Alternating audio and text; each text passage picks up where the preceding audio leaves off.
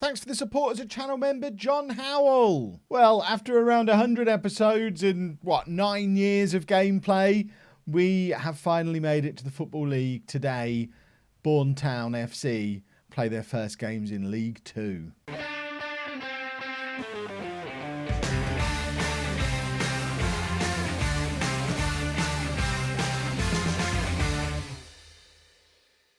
Hello and welcome to part 49 of Bourne Again. I'm Kevin. Coming up on today's episode, we have our first two games in the Football League. We're at home against Newport and away against Plymouth. If you missed the transfer window, the transfer special that happened yesterday, these are the main highlights. Goodness me, these screens are taking a long time to load. We sold Shaw Sainsbury for £80,000 nearly. He went to Luton and we signed a lot of players on free transfers and more loans than we can possibly play. We are still within all our budgets as well. So everything is looking good in the world. And this is the team that I've put together for the first day of the new season. So we're going with new young goalkeeper Scott Williams in goal, 21 years old. He is the future. He is our new goalkeeper, formerly of Everton and Brentford. We're going with a familiar looking start to the back four. Mark Sheffield and Bedwell were obviously here last year, alongside New Boys Lavelle and Dodd.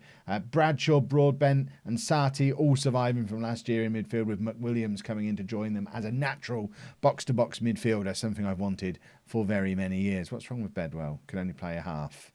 Well, that seems silly, playing him. How did I not notice that before I picked this team? On that basis, we've got so many ineligible players because the under-23s and the under-19. We've got a greyed-out player on the bench as our homegrown player because he was the only option. Where's the other young centre-back who came in on loan? We're just going to swap him in for Bedwell if he's fit. So I think that's him. Bob George Tanner. No, he's the midfielder. We've got to get this right. So Still Selby is the centre-back. And we're just going to swap him in for Bedwell, because if Bedwell can't play a full match, what is the point in him playing any of the match? He can just be a normal defender. So Still Selby comes in at the back. Bedwell out of the squad entirely, because we can only have 5 loan players. And up front, we have 2 more of them in the shape of Westbox and Coots. Coots touted as a future Premier League striker. So it's going to be very interesting to see what he can offer us. Let's get into the game. Let's see how competitive we're likely to be in League 2. If you missed the end of the transfer special yesterday, I have destroyed morale by pressing the wrong button. More details on that at the end of yesterday's. I'm not going to go into it again because people will laugh at me again. Right, we are the underdogs. Go out there, show us what you've got. The other big news coming out of the transfer special is the board are looking for a suitable location for a new ground. If you remember all the way back to the intro episode, episode 1, way back when, I already identified Milking Nook as a perfect location for a new ground, and hopefully they'll find the same place, because I want to play at a ground called Milking Nook. Let's face it, I'm changing the name to that, regardless of where they think they're going. Unless, as the only club legend, they call it the Kevin Chapman Stadium, then my ego might take over. Forget the Milking Nook. I want to play at the Kevin Chapman Stadium. Bradshaw with the corner. Can't quite squeeze it through towards one of our strikers, but he has another go. Westbox is in, and he's offside. That's unfortunate. That's very unfortunate. It would have been very nice to have our first Football League goal. He is so far offside as well. It's absurd. And that drops us down to 9th place because, of course, being Bourne, we are alphabetically quite high. So we probably started the season higher in the league than we'll ever be at any point during the season, which is always a little bit. It's basically what Bournemouth have to go through every year. Right. Yeah, you got nothing to lose today. Go out there, give it your best shot. I am tempted to go to a positive mentality. I wish my computer would stop making that noise. I don't know if you're hearing it, but it's constantly doing the Windows and I don't know why. Westbox is in this time and has scored Bourne's first ever goal in the Football League. The crowd go wild. Look at them all celebrating. Oh my God, where is everybody? That end is empty. Behind the goal is empty. Where are the... We've got 400 fans here. They must all be on the same side as the camera. Move the camera, for goodness sake. This is going to be on the telly. That's hideous. Have they closed terracing in the Football League or something? Are we having to squeeze all of the fans behind one goal where our only seats are? This is just ridiculous. Broadbent winning the ball back in midfield. And he's got Sarti as an option outside him. Finds Sarti back to Broadbent. He finds West Box, who has started his Bourne career very brightly. Sarti dancing through. And that would have been a lovely way for Sarti to open his Football League career. Although he might have played for Sheffield Wednesday. He's obviously still officially a Sheffield Wednesday player, back on loan with us for another year. Coots now picks up the ball. First time we've had a look at our future Premier League star, and he wins us a corner. And I cannot believe there is nobody behind the goal or on that side of the ground. It looks ridiculous. It looks... This might be the future of football with what's going on in the world at the moment. We're just getting a glimpse of what it would be like to play football with no fans in the ground. And quite frankly, it doesn't look very entertaining, does it? Look, there they all are. There's all the fans. That's all the away fans. Where are the 400 Bourne fans who are supposedly here? They must be on this side. We need to score another goal just so we can get a replay and try and find a Bourne fan in this ground. Because otherwise, I don't... There's 845 people here. There's no one this side, are there? Are they... They're all behind that goal. We've got the Newport fans on one side, the Bourne fans on the other side. This must be the Bourne fans over here, I think. Why are they all... We spent all our life in non-league. We never once had a fan in the seats. We come up to the Football League and everyone becomes a big-time Charlie. And now... All of the fans from both teams were all behind that goal. Coots is in and hits it just wide. I want to see this side properly, but it does look like this side is also completely deserted, which is just silly. That must be some kind of glitch. That can't be an actual thing. Right, we're going to bring Hackney on him. Oh, you know what? We'll bring Montgomery on because he's a box-to-box midfielder. And we also want to have a look at... we could bring Hackney on as well, because that's our backup central midfield. And there was a yellow card in there, so it makes sense to make the change. We're also going to drop back to the balanced mentality. And I want to drop some praise, but at 1-0 up, it's always a bit risky. West Box, back to Dodd. Dodd across to Lavelle. It's going to take me a little bit of time to remember who everybody is before they get the ball, like we were at last year. Bradshaw, though, I remember him. Cross to West Box, who scores again. And Stephen West Box is really announcing himself as the new king of Bourne. Coots was expected to be that man. West Box is having none of it. He needs to be good at football because he's got a receding hairline at his age. We have no fans anywhere other than behind that one goal. I have never seen anything like it in all my years playing Football Manager. I do not understand why this has happened and why all the fans have decided to come and sit down. They must just think, this is what you do in the Football League. You sit down at this level. This is nuts. Mark Sheffel clears, but only as far as a Newport player hovering on the edge of the area. But Coots wins the ball back beautifully there. And we've now got a 2-on-1. Coots is through, but he's got West Box in the middle as well. Coots goes it alone. And Taylor Coots has his first goal for Bourne. And it's Bourne 3, Newport 0. And this first day of the season is going far better than I think any of us expected it would. I don't want this camera angle. I only want to see... There are no Bourne fans here. They are all Newport fans behind that goal. The Bourne fans are all invisible. It's nuts. Let's score again and go top of the league. I want to go top of the league. That would be a lovely way to start the season. Right, Dodd can come off, and we've got Webster, our new young right back who came in the summer, who can come on for him. Sarti's shattered. We probably should have taken Sarti off. But you know what? It doesn't really matter. We're 3-0 up on the first day of the season. We're having a lovely time. What a life. Football League, easy peasy. Premier League, here we come. Give everybody a nice pat on the head. People had written us off. I'd kind of written us off because that transfer window yesterday only started to come together towards the end.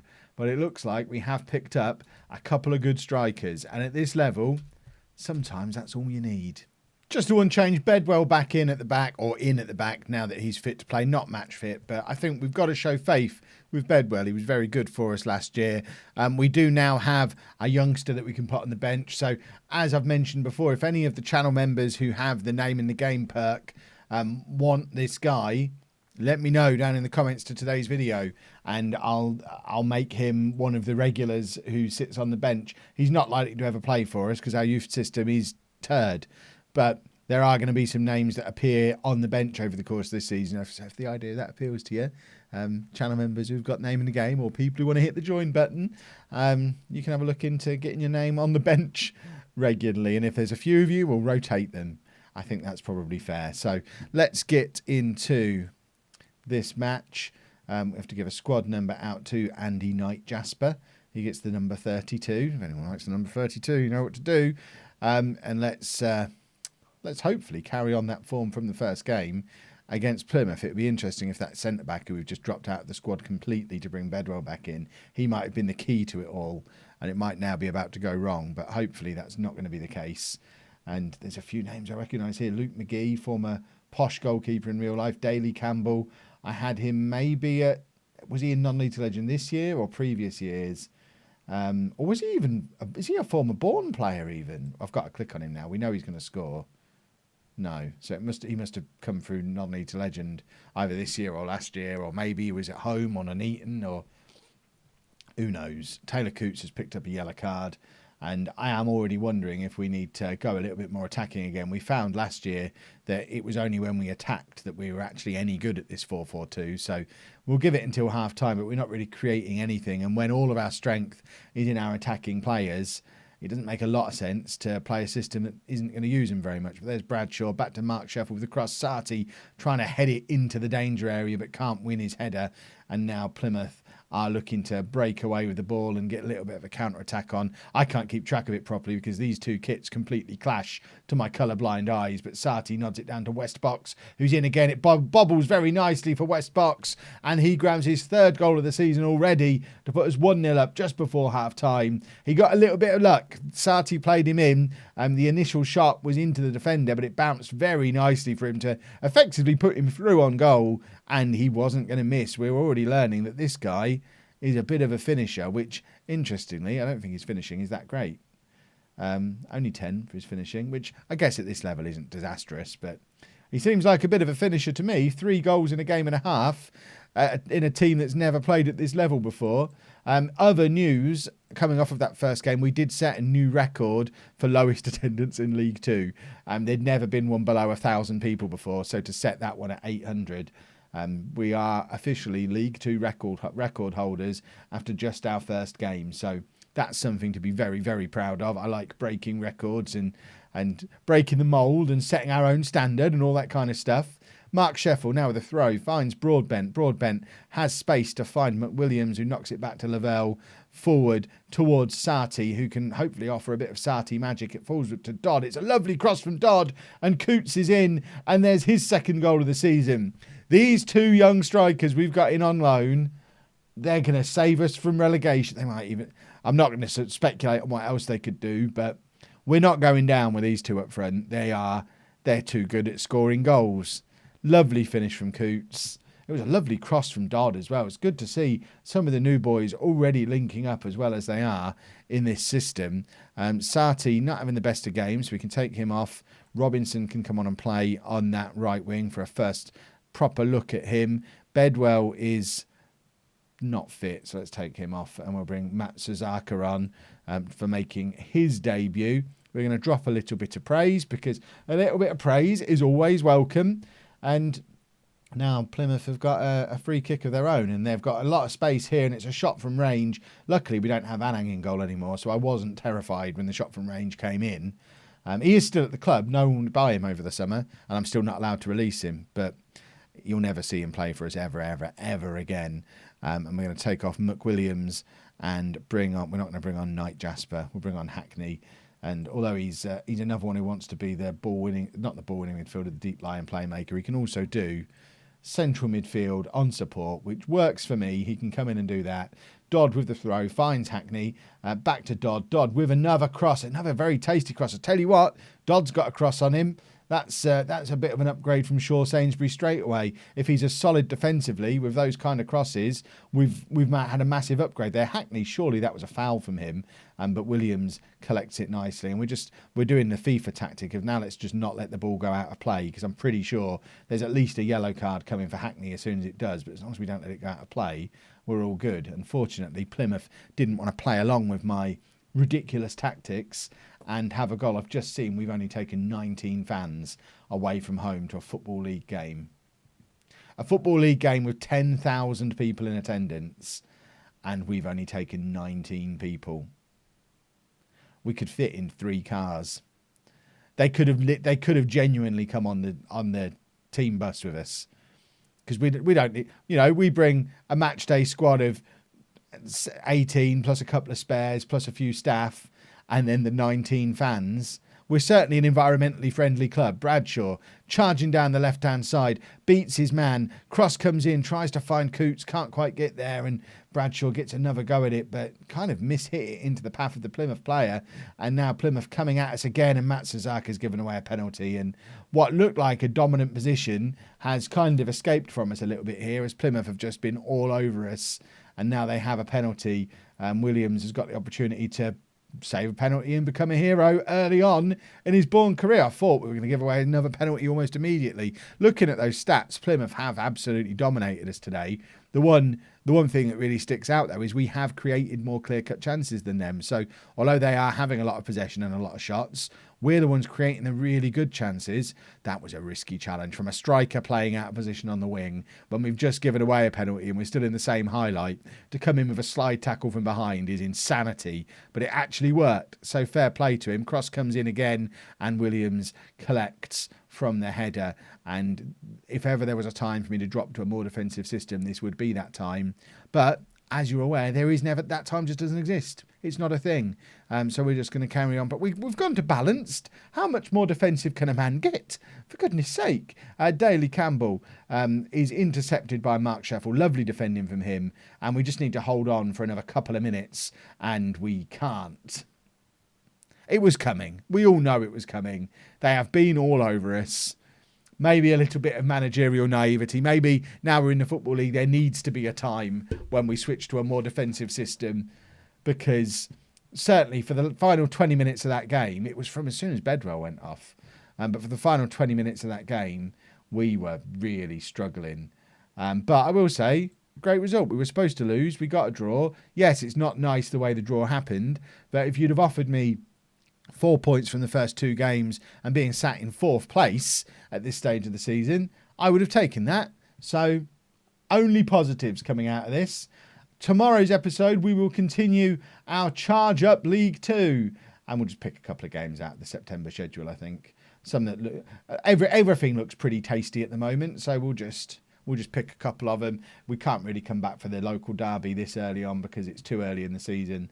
So we'll just do more matches tomorrow and hopefully continue to have 2 of the top scoring players in the division like we have for the last couple of years in the conference. They're different names, but same outcome. We have the top scorer in the division at the moment in the shape of Stephen Westbox and the joint second with Coots. So that is good stuff. If you've enjoyed that, please make sure you leave a nice big thumbs up on there for me. Subscribe to the channel for daily Football Manager videos, and thank you very much for watching.